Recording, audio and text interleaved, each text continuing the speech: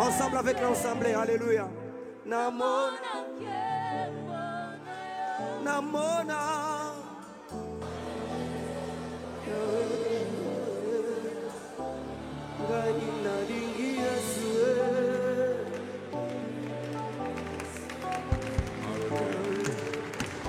Est-ce qu'on peut offrir ensemble une offrande d'acclamation?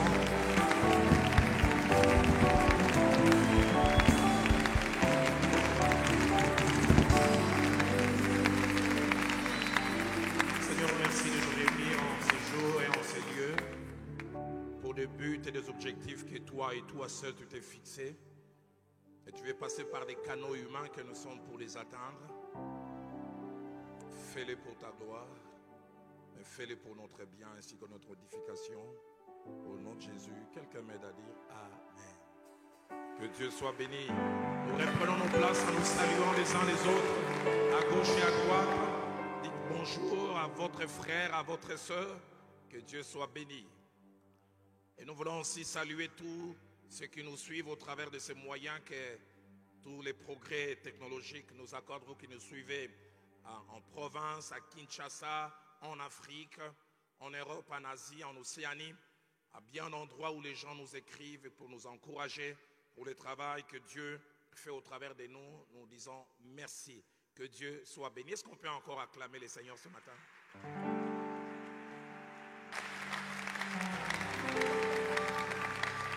Autant nous disons merci au Seigneur qui nous réunit 3 mois après notre première réunion de l'an 2019. Nous voulons aussi remercier le pasteur Atom Sumbouma, Maman Nandé, son équipe, ainsi que la merveilleuse équipe de filles, la Cité d'Exaucement, pour toutes les facilités qu'ils nous accordent. Est-ce qu'on peut apprécier cela? Merci Papa Atom, merci Maman Nandé, et merci filles, la Cité d'Exaucement. Que Dieu vous bénisse. Nous voulons rapidement accueillir un certain nombre de bien-aimés. Nous avons notre délégation légendaire, si je peux parler ainsi, qui depuis peut-être quasiment plus d'une année ont fidélisé avec nous chaque réunion. Ils font la traversée, je ne sais pas combien de kilomètres, ça fait de Pointe-Noire jusqu'ici. Pasteur Roland Elenga ainsi que toute la délégation de Pointe-Noire, levez-vous s'il vous plaît. Que Dieu soit béni. Voilà, merci. Et puis nous avons les amis de Brazzaville, toujours fidèles et un peu plus avant que les amis de Pointe-Noire. Les amis de Brazzaville, levez-vous. Que Dieu soit béni. Gloire au Seigneur. Et lui, je pense, ça fait 2 ans et demi, il est toujours là. Et qu'est-ce qu'il est bien habillé aujourd'hui? Il nous vient du Gabon, du pays des Omar Bongo, Yannick Mouiti.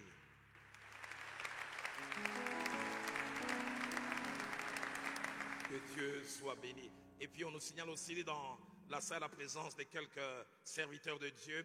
Il y a le pasteur Gédéon Gongo qui nous a fait part de la présence du pasteur. Attends, j'espère que j'ai bien noté le nom qu'il m'a donné, Vicaire, c'est ça? Allez, l'homme de Dieu, Vicaire, que Dieu soit béni. Merci d'être là. Il m'a parlé aussi d'Albert, pasteur, homme de Dieu, pasteur Albert, que Dieu soit béni. Merci d'être là. Et gloire soit rendue à notre Dieu de voir tous les hommes de Dieu qui sont là présents. Et révérend Obed Samson, qui fait un merveilleux travail à ma campagne. Lève-toi.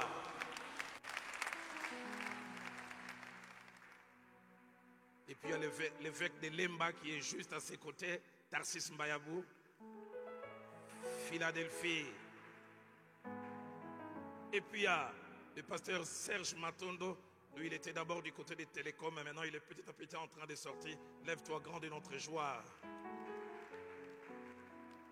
Voilà, il y a pasteur Marcel Malengo. Lève-toi, s'il te plaît. Avec Marcel, je suis dans une transition. Des fois, je l'appelle pasteur, des fois, je l'appelle maître. Et quand je lui écris, je l'appelle révérend maître.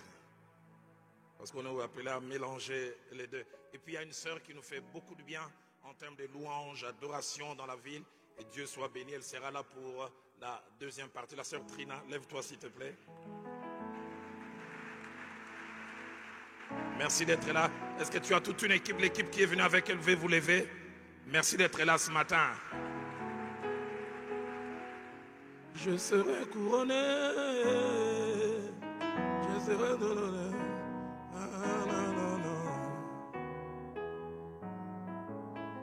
je voulais dire aussi, tu vas chanter après l'enseignement.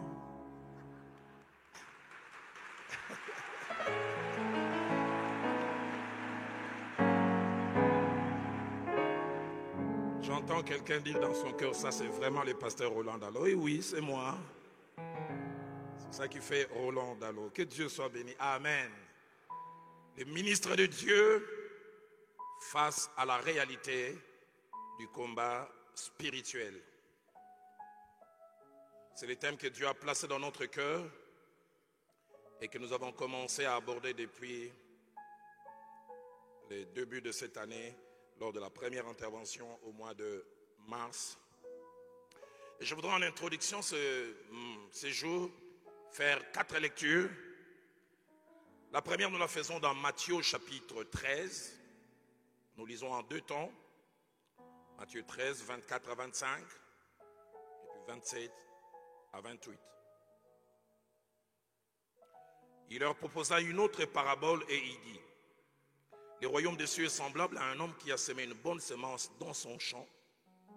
Et soulignez bien, mais pendant que les gens dormaient, son ennemi vint, sema délivré parmi les blés et s'en alla. Versets 27 et 28. Les serviteurs du maître de la moisson vinrent et lui dirent: Seigneur, n'as-tu pas semé une bonne semence dans ton champ? D'où vient donc qui a délivré? Il a répondu: c'est un ennemi qui a fait cela. Soulignez bien cela, c'est un ennemi qui a fait cela. Nous lisons 2e livre de Samuel au chapitre 21 et nous lisons 3 versets 15, 16 et 17. Les Philistins firent encore la guerre à Israël. David descendit avec ses serviteurs et ils combattirent les Philistins. David était fatigué, soulignez bien cela. Et Jishbi Benob, l'un des enfants de Rapha, eut la pensée de tuer David. Il avait une lance du poids de 300 cycles d'airain et il était ceint d'une épée neuve. Abishai, fils de Terouja, vint au secours de David, frappa les Philistins et les tua. Alors les gens de David jurèrent en lui disant: tu ne sortiras plus avec nous pour combattre, tu n'éteindras pas la lampe d'Israël. Avant-dernière portion, premier livre des rois, au chapitre 20, nous lisons le verset 20, le verset plutôt 21 ainsi que 22. Un roi chapitre 20, versets 21 et 22. Les rois d'Israël sortit, frappa les chevaux et les chars et fit éprouver aux Syriens une grande défaite.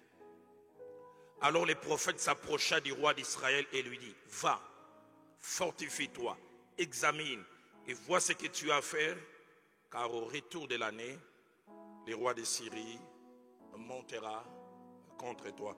Et puis enfin, nous lisons 1 Pierre au chapitre 5 et nous lisons 2 versets, le verset 8 ainsi que le verset 9.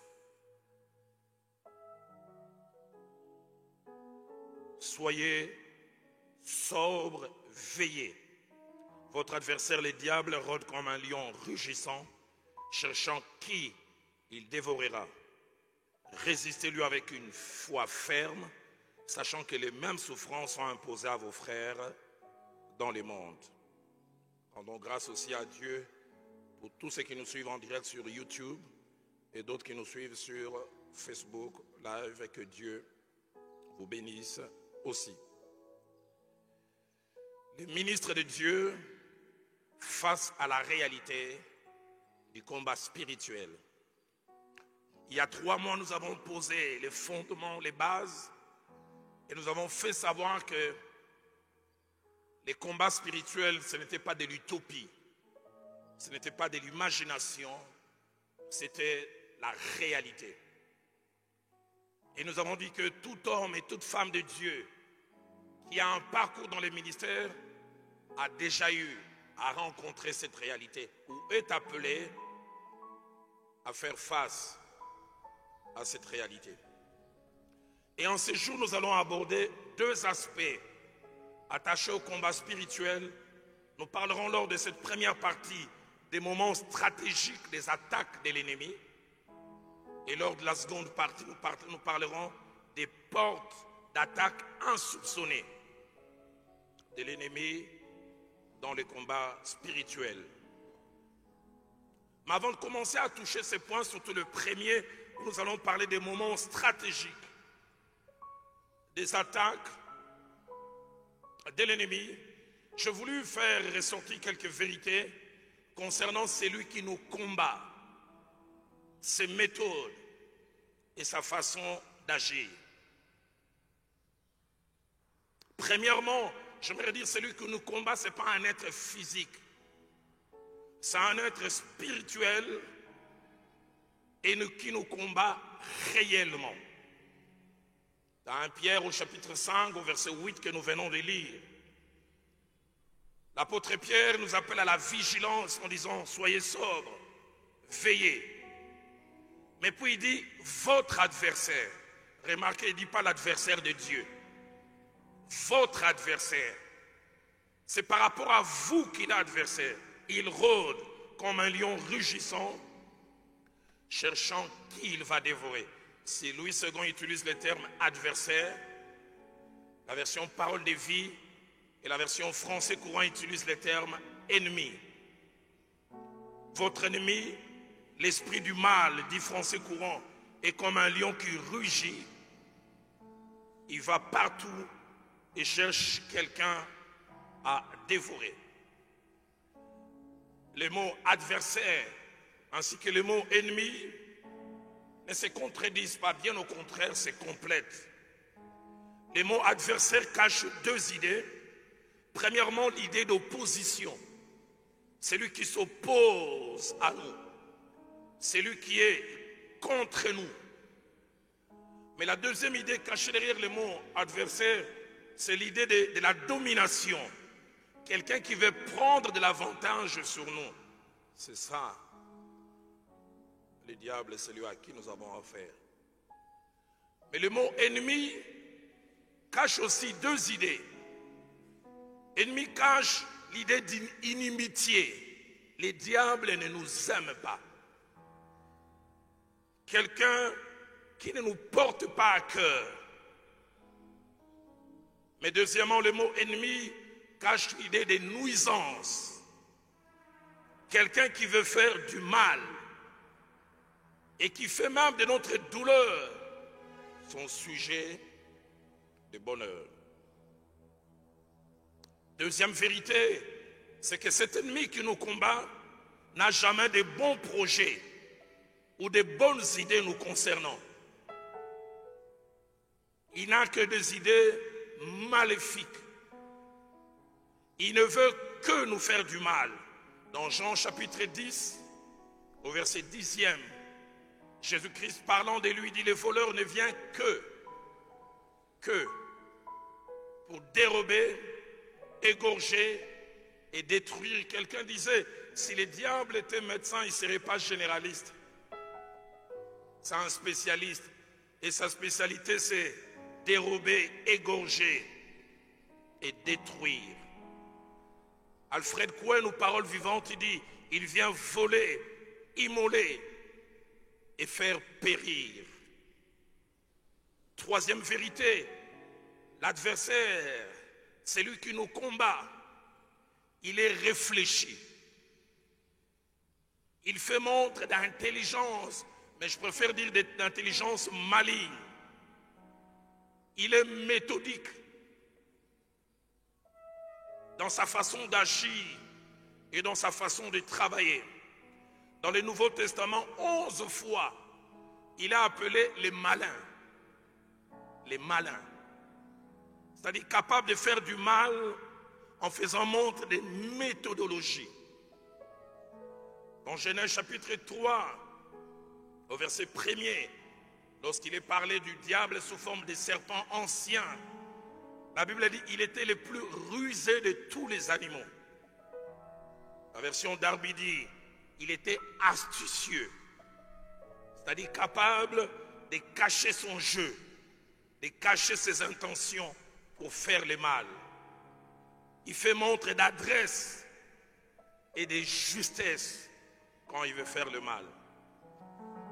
La version Les Semeurs dit il est tortueux, c'est-à-dire ingénieux, et faisant montre d'adresse quand il veut faire le mal. Quand j'étais plus jeune, on se souvient d'une série qui passait souvent avant la Coupe du Monde. Ceux de ma génération et un peu plus peuvent s'en souvenir. 11 pour une coupe. Et il y avait un acteur principal, l'infâme Fielok. L'infâme Fielok. Sa spécialité, c'est faire le mal, mais le mal de manière réfléchie. Quatrième chose attachée à notre adversaire, c'est qu'il est spirituel, invisible, mais il produit des effets visibles. On ne le voit pas, mais ce qu'il fait est palpable, visible. J'en ai parlé lors de la séance du mois de mars. Dans Job chapitre 1er, versets 13 à 19, Job subit une série de situations qu'il peut associer à l'écologie, au climat, et pourtant il y avait un acteur derrière. La Bible nous parle de tout ce que Job avait comme bœuf tué par les Sabéens. Lui voit la main des Sabéens, mais derrière les Sabéens c'était l'ennemi. Il voit le feu qui tombe sur les brebis et sur ses serviteurs. Il peut dire coïncidence, mais derrière il ne savait pas quelqu'un était en action. Il voit des Chaldéens qui tombent sur ses chameaux et qui les détruisent. Et puis il apprend que le vent a soufflé, est tombé sur la maison et tous ses enfants sont morts. Coïncidence. Et pourtant, il y a un acteur. Et puis finalement, il attrape des ulcères. Il se met à se gratter. Job, sûrement tu as été au contact avec quelqu'un. Job, peut-être tu as dû passer à un endroit où tu ne devais pas. Une véritable action spirituelle. 1 Chronique chapitre 21 verset 1, nous l'avons lu aussi la dernière fois. Nous voyons David désobéir, faire un dénombrement qu'il n'aurait pas dû faire. Les gens ne comprennent pas. Et même Joab, son lieutenant, il essaie de l'arrêter. La Bible dit David persista. Mais comment David fait ça? La Bible dit Satan s'éleva contre Israël et il excita David à faire les dénombrements. Les gens voient David agir, mais ils ne savent pas qu'il y a une force derrière.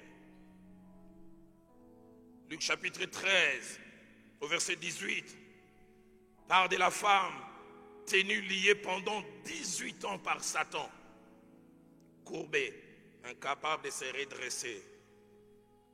On pouvait l'amener chez les kinés, chez le meilleur orthopédiste de la Galilée. 20 séances de kiné. Rien ne se ferait. Pourquoi? J'aime souvent le dire. À problème physique, solution physique. À problème spirituel, solution spirituelle. Quelqu'un était derrière. Luc chapitre 22, verset 3, nous reviendrons sur cela lors de la seconde partie. Judas, qui n'était que voleur, qui prenait l'argent, mais subitement il a des mauvaises intentions vis-à-vis de Jésus. Il décide d'aller voir ceux du Sanhédrin, les principaux sacrificateurs. Qu'allez-vous me donner si je vous les livre? Mais la Bible dit Satan entrant en lui. J'ai toujours été étonné. Le diable qui a toujours des maisons de placement, il ne travaille pas lui-même directement. Ce jour-là, il n'a pas utilisé les maisons de placement. Lui-même, il est venu travailler. Il n'a pas envoyé un démon, il avait dit Satan lui-même. Actes des Apôtres, chapitre 5, au verset 3, nous parle d'Ananias qui décide de cacher une partie du bien qu'il avait. Et Pierre dit, pourquoi Satan est-il entré dans ton cœur? Cinquième vérité attachée à notre ennemi, d'après la Bible, il réussit souvent parce que volontairement ou involontairement, nous lui permettons d'agir. il réussit souvent parce que volontairement ou involontairement, nous lui laissons la possibilité d'agir. De Corinthiens chapitre 2 au verset 11, Paul donne cet avertissement. Il nous dit de ne pas laisser à Satan l'avantage sur nous. C'est que quelquefois quand il peut avoir avantage, c'est parce que nous lui avons laissé la possibilité d'agir et faire. 1 Pierre chapitre 5 au verset 8, l'apôtre Pierre nous dit veillez. Français courant dit soyez éveillés. Une autre version dit soyez alerte. Le semeur dit ne vous laissez pas distraire, soyez vigilants. Il arrive des fois, il agit parce que nous les laissons. Jacques chapitre 4 verset 7 dit résistez au diable et il fuira loin de vous. Sixième et dernière vérité, c'est que dans la plupart des attaques ou des actions qu'il initie contre nous, c'est qu'il vise en premier, et le plus souvent, c'est notre relation avec Dieu. Il vise notre relation avec Dieu, notre confiance en Dieu, notre fermeté dans la foi et la qualité de notre relation qu'il veut ébranler. Quand il nous attaque, il veut nous faire douter de l'existence de Dieu. Il veut nous faire douter de la réalité de son amour et de la réalité de ses bonnes intentions vis-à-vis de nous. Dans Job chapitre 1er verset 11, ainsi que dans Job chapitre 2 au verset 5, lorsqu'il veut attaquer, frapper et fragiliser Job, écoutez les propos qu'il utilise. Il dit à Dieu, étends ta main, touche à tout ce qui lui appartient. Il dit, je suis sûr qu'il t'est maudit en face. La finalité, c'est que Job puisse renier Dieu. Job puisse douter de l'amour de Dieu. Il ajoute encore, étends ta main, touche à ses os et à sa chair. Je suis sûr et certain qu'il t'est maudit en face. Dans Luc chapitre 22, verset 31, ainsi que le verset 32, je reviendrai lors de la seconde partie. Lorsque Jésus-Christ découvre le plan du diable contre Pierre, un de ses lieutenants, il dit, le diable t'a réclamé pour te cribler comme du froment.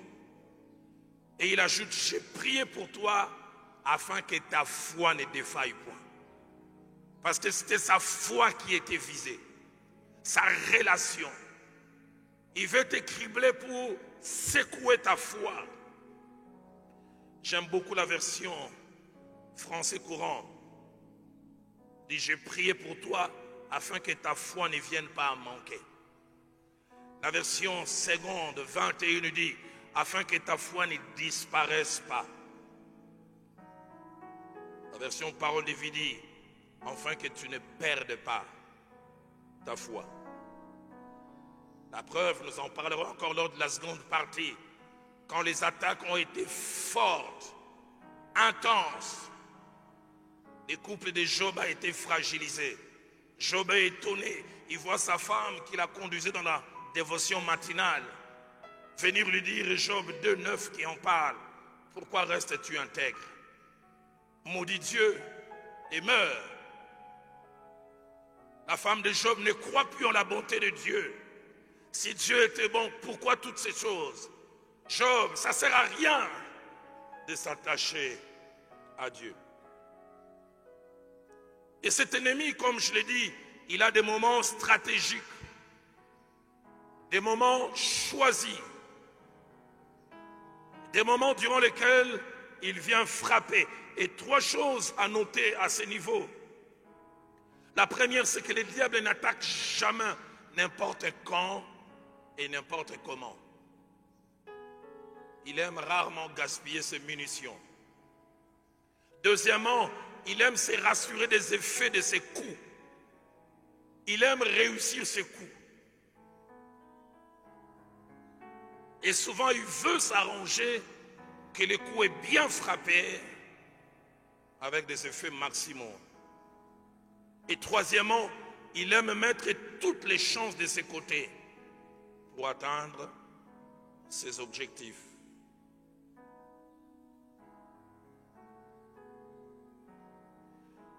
Et s'il y a plusieurs moments qu'il choisit pour ses attaques, il y en a 4 que je vais, selon que le temps va me les permettre, faire ressortir.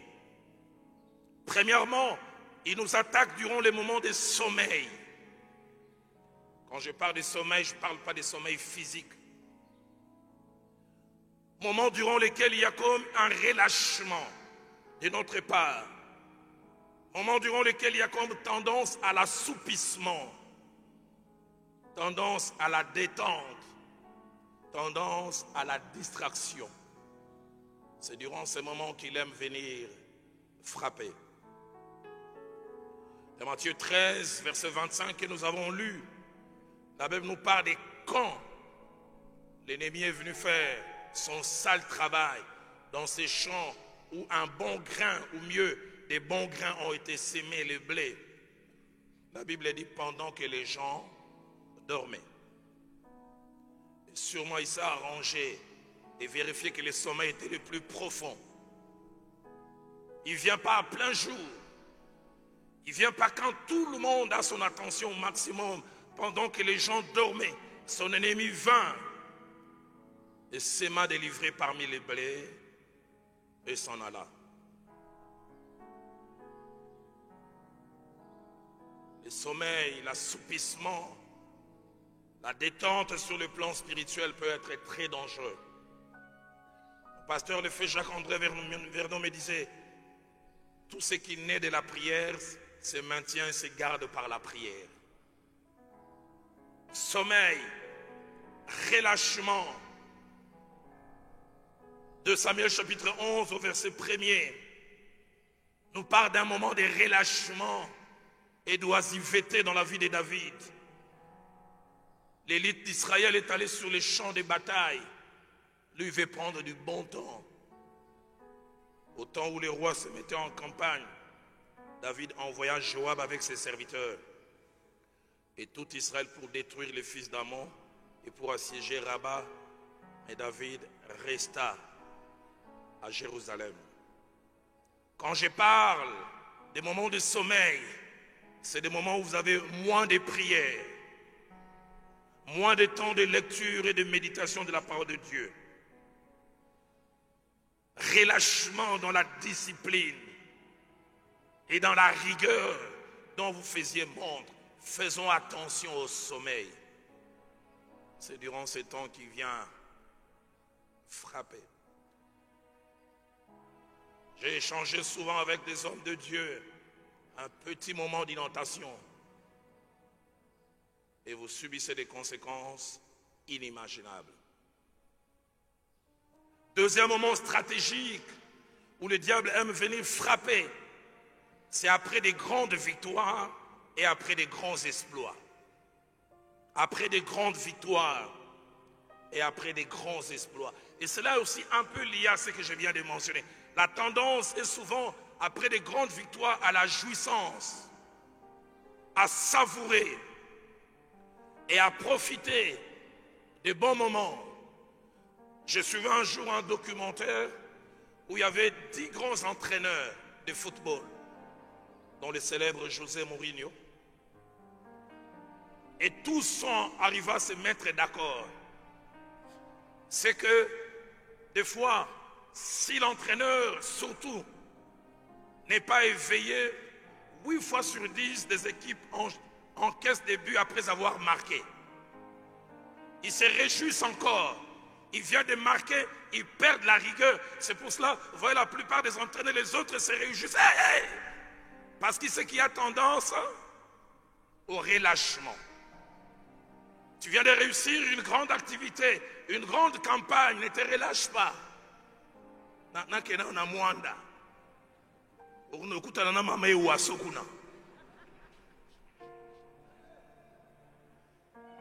Tu vas rencontrer un piège. La plupart des fois, après des grandes victoires, vient de pièges et des pièges inimaginables.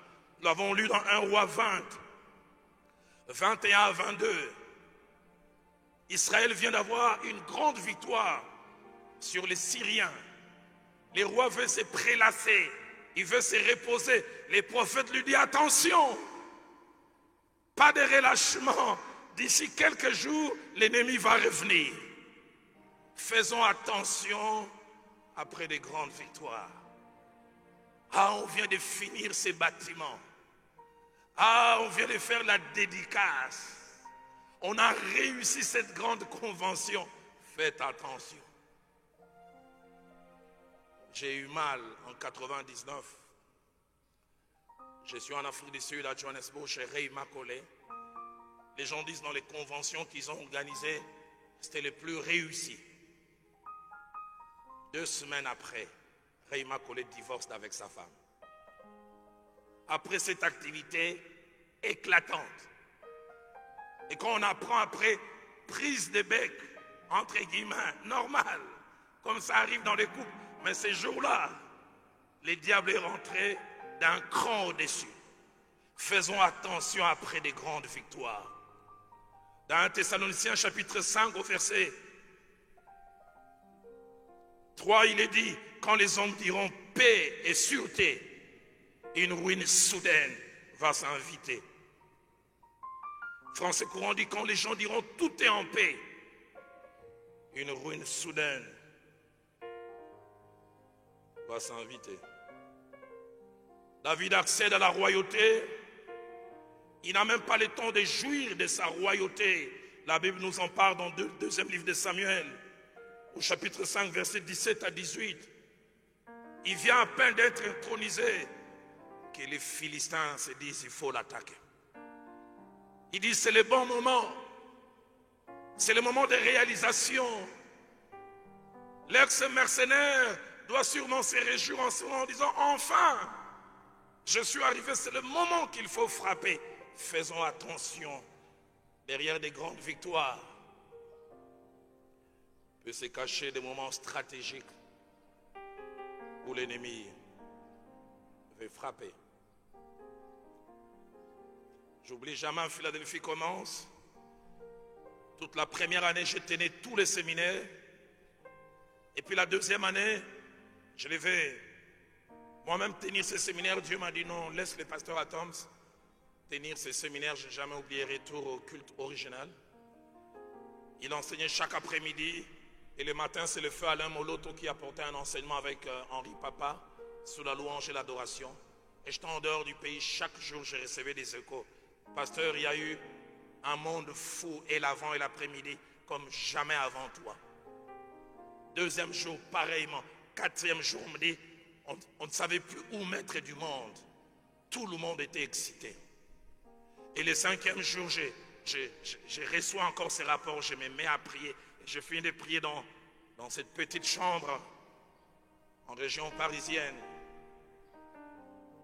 Et j'ai cette vision claire.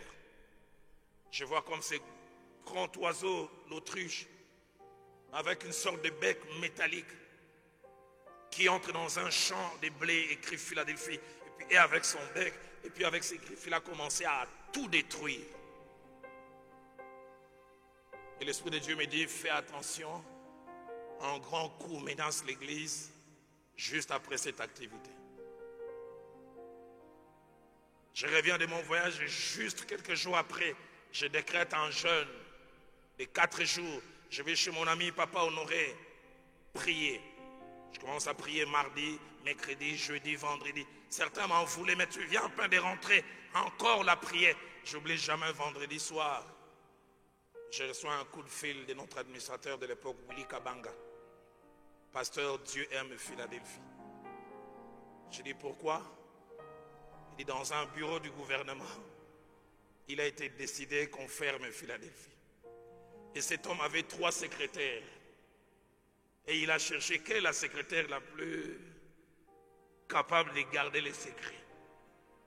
Sans savoir, il est allé vers la bonne personne parce que c'est une sœur qui prie à l'église du pasteur Alain Kiteng.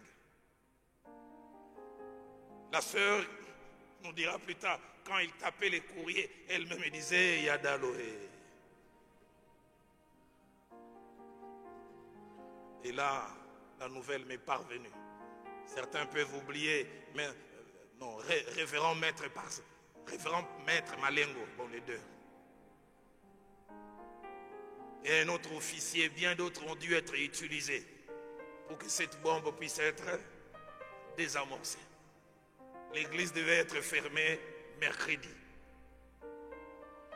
Je me souviens d'un des bien-aimés qui a dit, pasteur, sur Bayelelo, atana bongole motema bakamo nanga kaletikala. Un des fétiches qu'on m'avait fait autrefois, je disais, ah bon, ça reste, hein.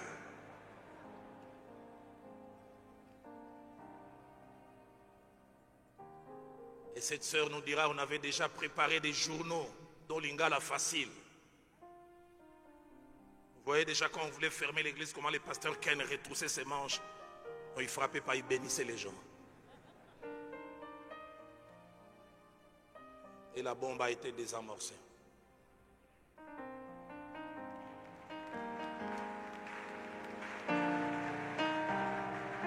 Homme de Dieu, quand tout le monde se réjouit, toi sois à l'écoute de Dieu.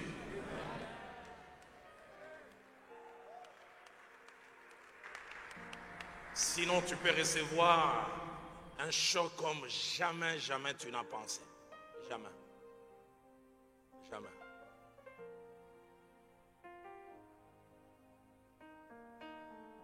Je n'oublierai jamais cette situation qui m'a touché et qui a touché la plupart de ceux qui étaient avec nous. Et quand je fais la chronologie, on venait de vivre les 6 mois les plus glorieux à Philadelphie. On allait de victoire à victoire, de conquête en conquête. Jusqu'à ce que ce dimanche-là, je quitte le matin à 6h45. En faisant la commande de mon makayabou préféré.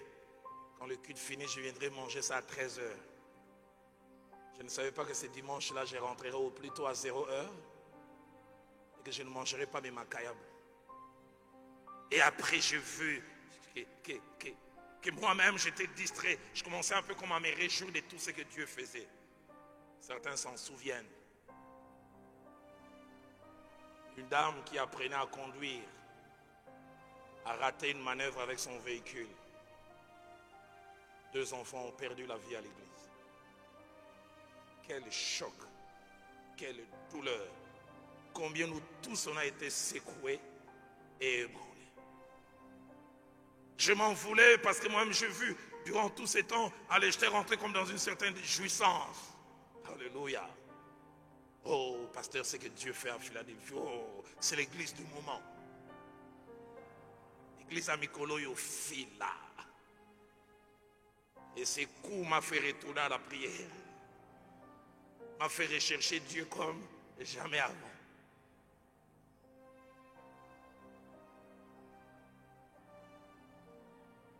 Ah, il y a certaines choses, j'en parlerai quand j'aurai 80 ans et que j'écrirai mes mémoires. Tu vois comment je vais, avec quelques amis, soulager l'une des familles. Et l'un des membres des familles vient me pointer et dit, il semble que tu es magicien. Et il semble que ce n'est pas la première fois, il semble que c'est la 4e. Au Lobani. Et ils ont perdu un être cher. J'ai commencé à dire, Seigneur, pardonne-moi d'avoir été distrait. Quand l'on dira paix et paix, une ruine soudaine, Obed, j'ai vécu ça, ne vis pas ça. Démarche changée, t'es Koloma campagne, Mikoloyo.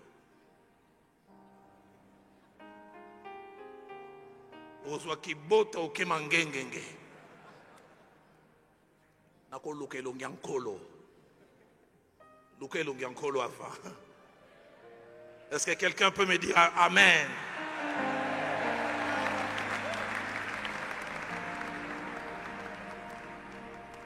Troisième moment stratégique où l'ennemi aime venir frapper, c'est quand l'œuvre de Dieu se stabilise. Quand l'œuvre de Dieu se stabilise.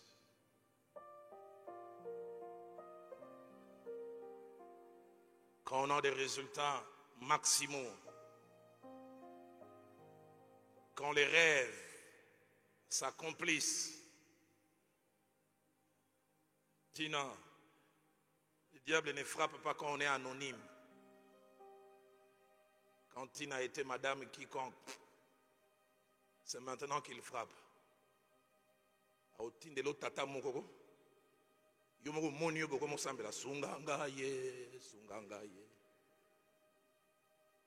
Tout le but, c'est de salir, de mettre une tâche.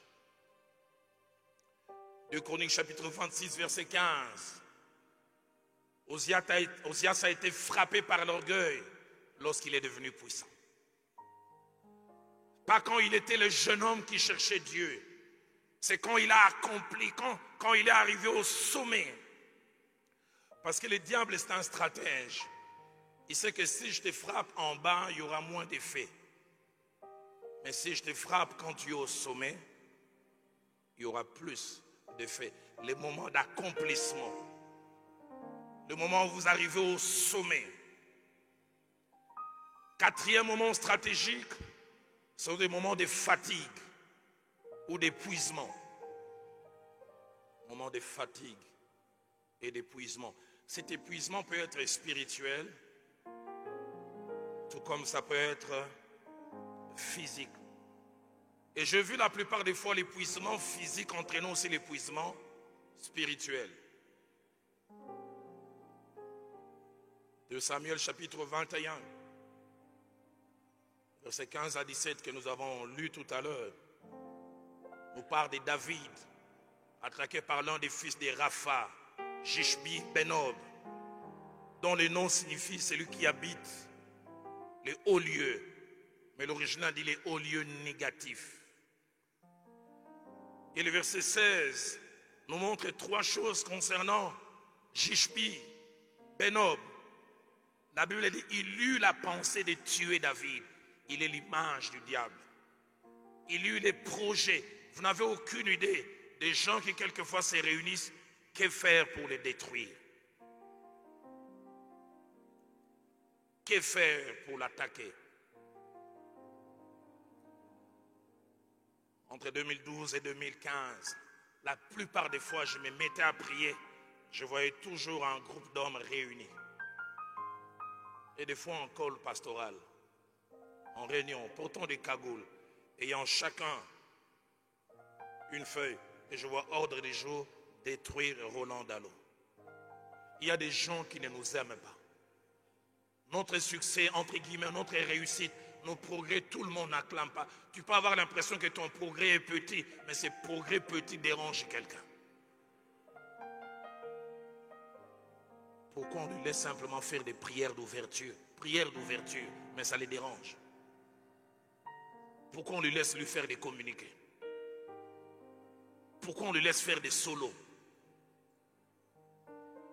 Pourquoi Bissonio s'attire Bisson à cœur? Il y a appelé ça un micro. Allez, Bisson anime. De petites choses, mais qui dérangent. Il eut la pensée de tuer David. Français courant dit, il résolut de tuer David. La version parole de vie dit même, il parlait de tuer David. Il faisait la publicité, je vais les tuer. Deuxième des choses, la Bible dit, il prépara une lance. Et les mesures qui sont données là, la lance devait peser 4,8 kilos. Je ne vais pas frapper 2 fois, je ne vais pas frapper 3 fois. Et troisièmement, la Bible dit, il a cherché une épée neuve. Pas quelque chose de rouillé. Nous n'avons des fois aucune idée, tous les moyens que l'ennemi peut mettre pour nous détruire.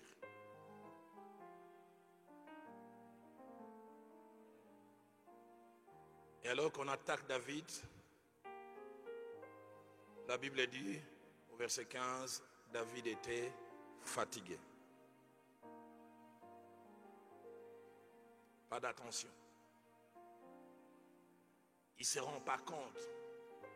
C'est pourquoi je prie, quand je serai fatigué, Seigneur, donne-moi des intercesseurs tout autour de moi. Ce que David n'a pas pu faire pour se défendre lui-même, il avait dit Abishai, un homme en qui David s'était investi. Il a vu Jishbi Benob et il a attaqué. Que Dieu me donne une épouse qui sait prier quand je ne sais plus prier. Que Dieu me donne une fiancée qui sait prier quand je ne sais pas prier. Pas seulement pédicure, manicure et autres curcure. Qui sait se mettre à genoux. Nous devons savoir que nous avons eu un ennemi qui nous observe et qui est prêt à frapper. Avant de clore cette partie et de prier un petit moment, je voulais dire deux dernières choses. La première, c'est que pour être victorieux dans ces combats, quel que soit le moment, nous avons notre part à nous à faire. 1 Jean chapitre 5 verset 18 dit, celui qui est né de Dieu se garde lui-même et les malins ne les touchent pas.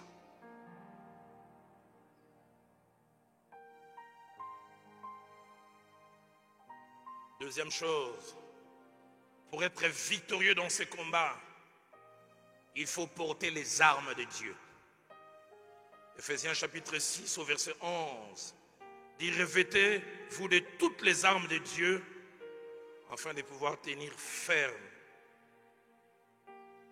contre les ruses du diable. Lors de la 4e séance, juste avant la fin de l'année, je parlerai des armes dans ces combats. Et l'une des premières armes, c'est d'abord la qualité de notre vie, la qualité de notre relation. La crainte de Dieu. Une vie éloignée de la duplicité, c'est la base, c'est le point de départ de toute protection.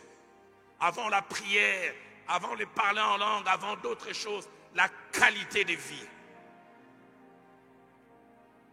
Seigneur, quel que soit le temps où l'ennemi va vouloir m'attaquer, je prie que tu me gardes et que tu me protèges. J'ai lisé ce passage et j'ai été interpellé. La Bible nous parle de comment l'ennemi a travaillé et travaille. Il a tenté Jésus-Christ qui est notre maître sur la montagne. Et la Bible parle de la résistance de Jésus-Christ qui à 3 reprises, alors que l'ennemi cherchait de l'attaquer, il dit, chaque fois, il est écrit, il est écrit.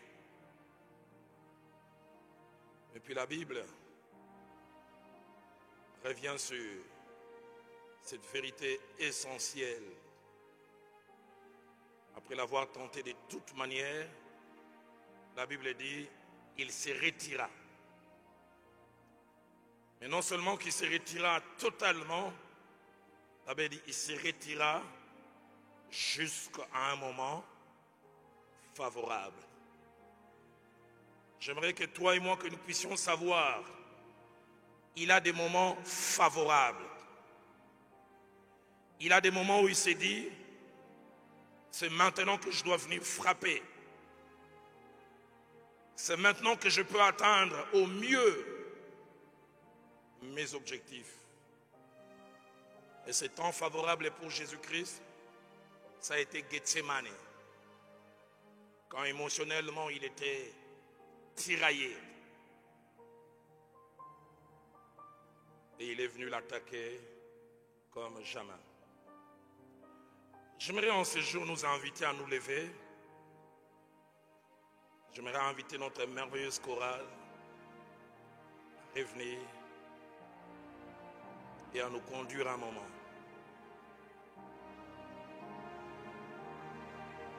J'ai à cœur que toi et moi nous puissions prier en disant, Seigneur, quel que soit le moment que l'ennemi va choisir, que je tienne ferme. Seigneur, épargne-moi du sommeil, de l'assoupissement, de la léthargie. Seigneur, aide-moi à prendre conscience que des grandes victoires peuvent cacher derrière elles des moments stratégiques où l'ennemi veut frapper. Aide-moi à savoir que les moments de stabilité, les moments d'accomplissement sont des moments où l'ennemi aime venir frapper. Aide-moi à éviter la fatigue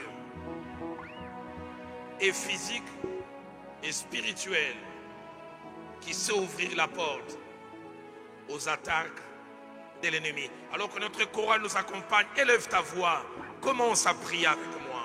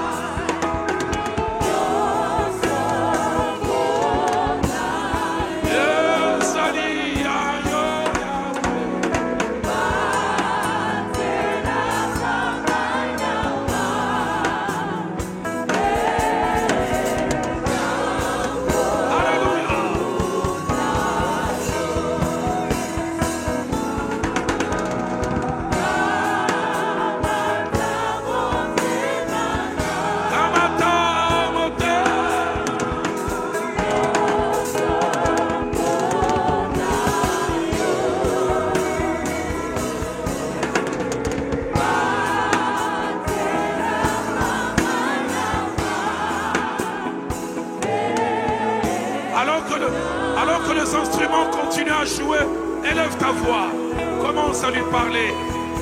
Je tiendrai ferme. Je tiendrai ferme.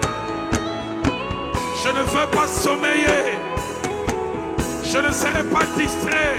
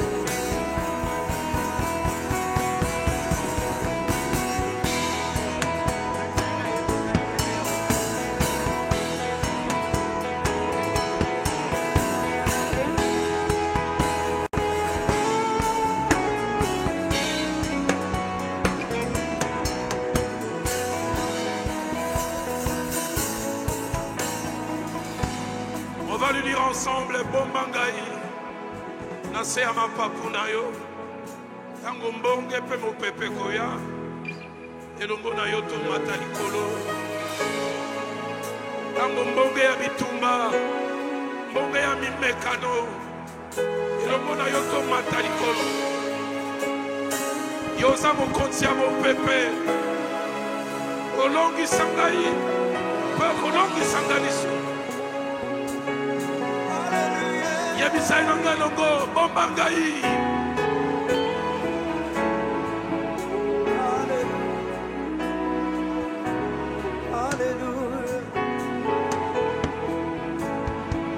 Alors le Nangalongo, Bombangai.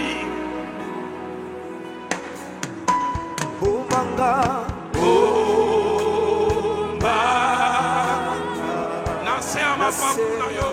Garde-moi sous tes ailes. Ngai moko nakoki komibomba te.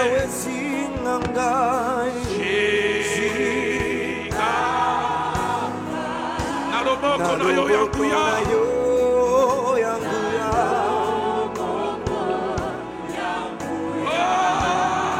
Bombangai. Yahweh bombangai. Naseya mapapu, Naseya Shingangaye, Shingangaye, Shingangaye, Naloboko na yo yanguya.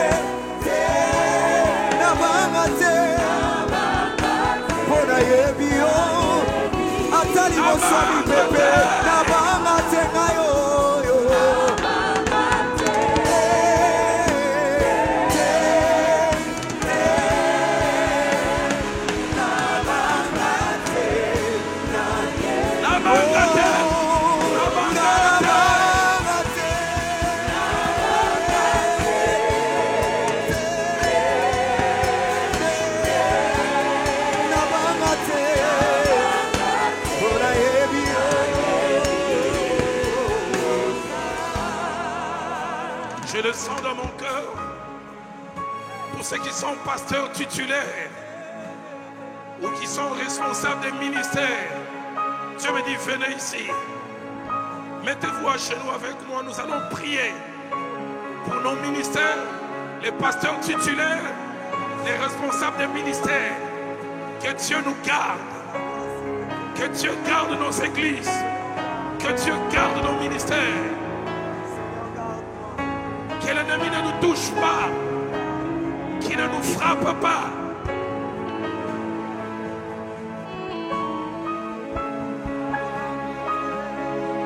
Même si les océans se déchaînent, je le traverserai. tu domines, Maître, tu domines le tempête. Je suis tranquille, car tu es là. Je suis tranquille, car tu es là. même si les océans,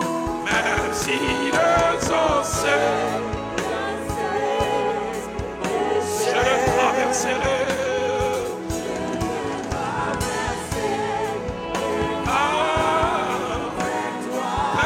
Tu domines.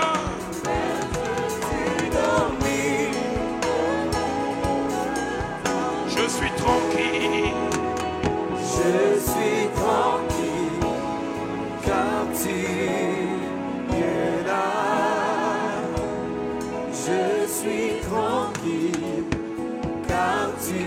Alors que les instruments continuent à jouer, toi qui es ici devant avec moi, toi qui es resté, élève ta voix. Parle à Dieu de l'église. Parle à Dieu du troupeau. Parle à Dieu de toi-même.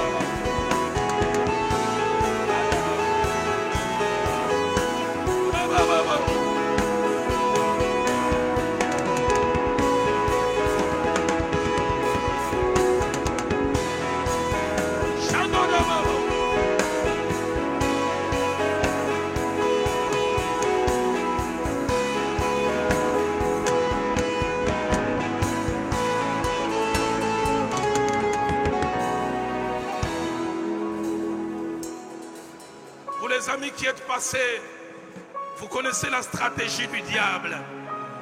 Jésus l'a dit, je frapperai le berger et les brebis du troupeau seront dispersées. Quand le diable vise le troupeau, il ne frappe pas une brebis. Il attaque le berger. Il peut t'attaquer spirituellement. Il peut te donner des envies. Il commence à te tenter. Il peut t'attaquer dans la santé. Dans ta vie de couple, prie pour toi-même. Seigneur, de ma vie dépend la vie de plusieurs. Il peut attaquer ta vie de méditation parce qu'il veut que le peuple ne soit pas bien nourri. Il peut attaquer ta consécration parce que c'est le troupeau qui est derrière toi qu'il vise. Dis, je veux rester fort. Je veux rester debout. Parce que de ma vie dépend la vie de plusieurs.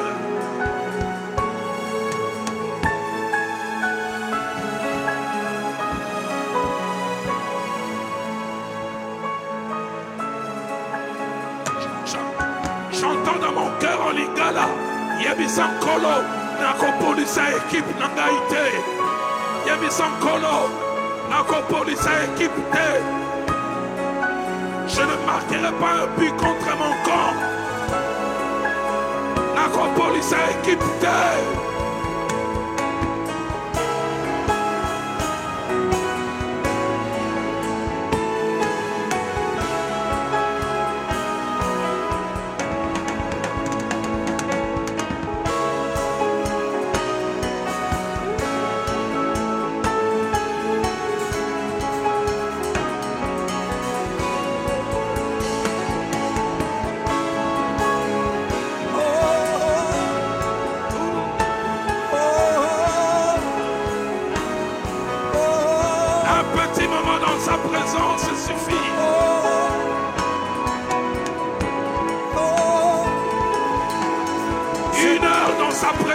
Suffit. Une heure dans sa présence suffit. Parce qu'une verge dans sa présence fleurit. Une heure dans ta présence suffit. présence fleurit, car tu sais restaurer. Car tu sais restaurer. Oh oui, un mot dans ta présence suffit pour changer le cœur. Une verge dans ta présence fleurit, car tu sais restaurer. Car tu sais restaurer. Mon Dieu, car tu sais restaurer. Oh oui, quelques mots dans ta présence suffit pour changer une vie. Une verge dans ta présence fleurit, car tu sais restaurer. Mon Dieu, car tu sais restaurer. Oh oui, car tu sais restaurer. Oh oui, car tu sais restaurer. Oh,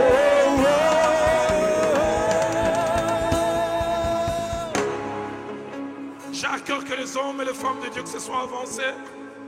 Lèvons-nous s'il vous plaît. Tourne-toi et quelqu'un que tu tiens en main. Tenez-vous la main dans la main. Prions les uns pour les autres. La Bible dit si deux s'accordent pour des mots, faites-le l'un en face de l'autre, pas côte à côte, l'un en face de l'autre. Prie pour lui. Dis Dieu, soutiens-le. Bénis sa vie de prière, sa vie de méditation, sa consécration, sa sensibilité. Garde-lui du scandale. Garde-lui de la chute. Élève ta voix, prie pour lui.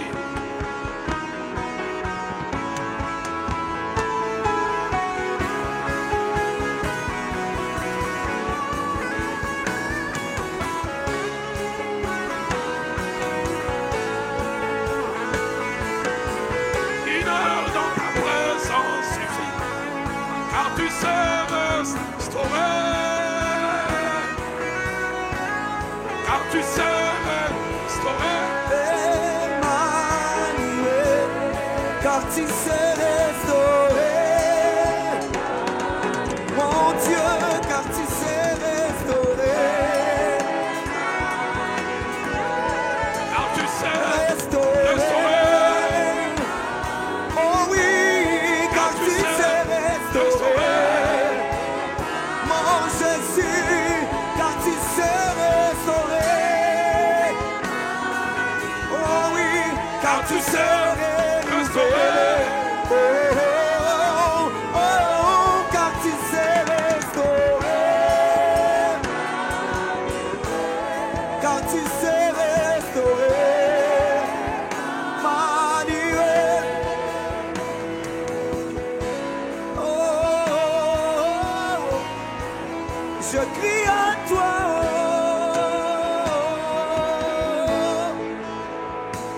Oh, Je crie à toi. je crie à toi. Oh, je crie à toi. Je crie à toi. Entends le soupir de mon cœur. Je crie, moi je crie à toi. Oh, oh, je crie à toi. Oh, oui, je crie à toi. Je crie. Alléluia.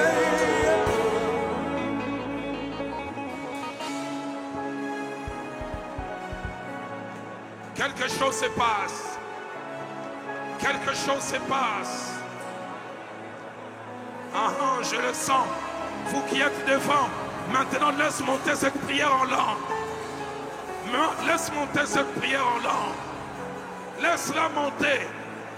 Laisse-la monter. Chandodobo sate. Brebo katetesh. Bravo she. Rika Indoroboshe. Braboshe. Rika, Rika. Brabos. Brabos.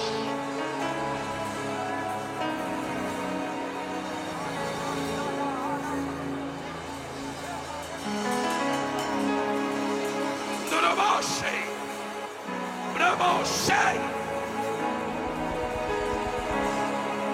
Rakota Doroboshe.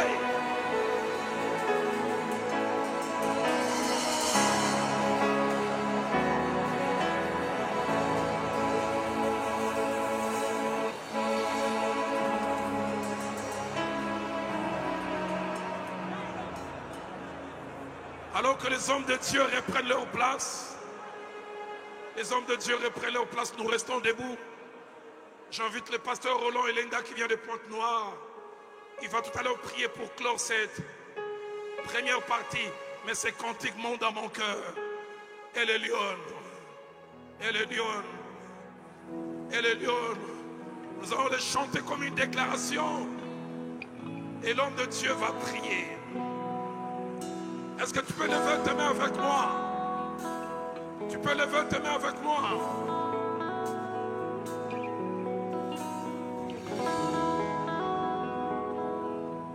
Et les lions, dans mon cœur, il n'y a plus de douleur. Et le lion. Et les lions, dans mon âme, je sais me retirer. Et le lion, le Dieu très haut. Et les lions, dans mon âme, je sais me retirer. La flamme de cet amour qui brille en moi plus haut.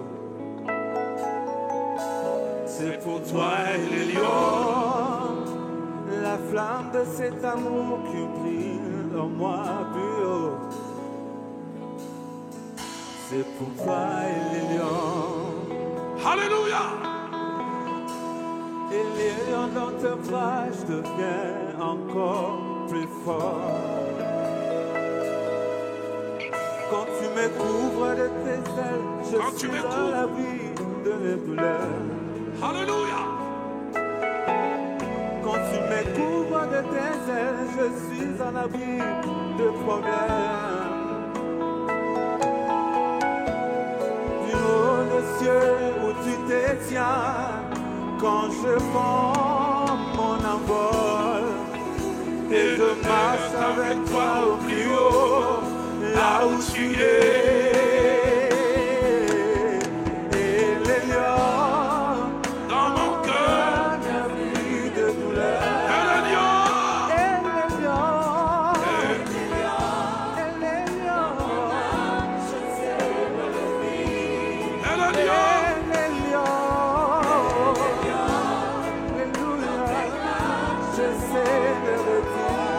La flamme de cet amour qui brille en moi plus haut. Plus haut.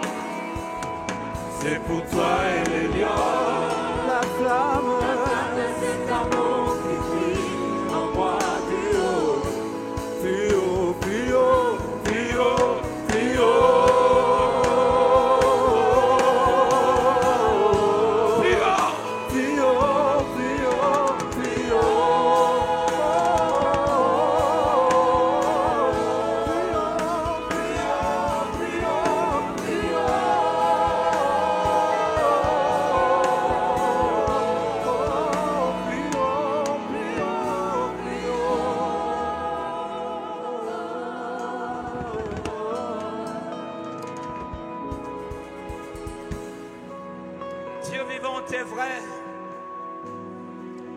Seigneur de gloire, Seigneur de bonté, merci pour ce merveilleux, ce puissant moment dans ta présence, Seigneur.